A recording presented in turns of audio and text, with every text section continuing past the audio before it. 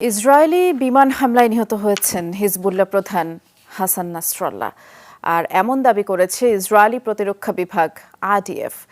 শুক্রবার কয়েক দফায় বৈরুতের দক্ষিণাঞ্চলীয় এলাকাটিতে নাসরাল্লাহর অবস্থান লক্ষ্য করে এই হামলা চলে এবং প্রায় 5,000 পাউন্ডের বোমা ফেলা হয় সেখানে। মুহূর্তেই মাটির সাথে তা মিশে যায়। 15টি আবাসিক ভবন একেবারে গুঁড়িয়ে যায়। ধ্বংসস্তূপের নিচ থেকে উদ্ধার করা হয় 8 জনের মরদেহ। প্রাণ যায় হিজবুল্লাহ প্রধানের মেয়ে জয়নাবেরও। সর্বাধুনিক প্রযুক্তি ও সেরা মানের উপাদানে তৈরি আনফেল চেয়ার, ক্ষমতার নয় সমতার চেয়ার।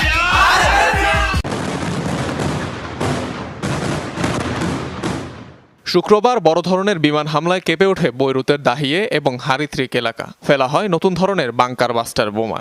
5,000 পাউন্ডের এই বোমার আঘাতে পুরোপুরি মাটিতে মিশে যায় ডজনখানেক আবাসিক ভবন। ইসরায়েলি বাহিনীর দাবি, হামলা লক্ষ্য ছিল হিজবুল্লাহর মূল হেডকোয়ার্টার। টার্গেট ছিলেন হিজবুল্লাহ প্রধান হাসান নাসরাল্লাহ। হামলায় প্রাণ গেছে তার, দাবি তেল আবিবের। হিজবুল্লাহর সক্ষমতা আর তাদের কমান্ডারদের নিশ্চিহ্ন করতে ইসরায়েলি বাহিনী তাদের হেডকোয়ার্টার লক্ষ্য করে হামলা চালিয়েছে, যেটি দক্ষিণ লেবাননের আবাসিক এলাকায় অবস্থিত।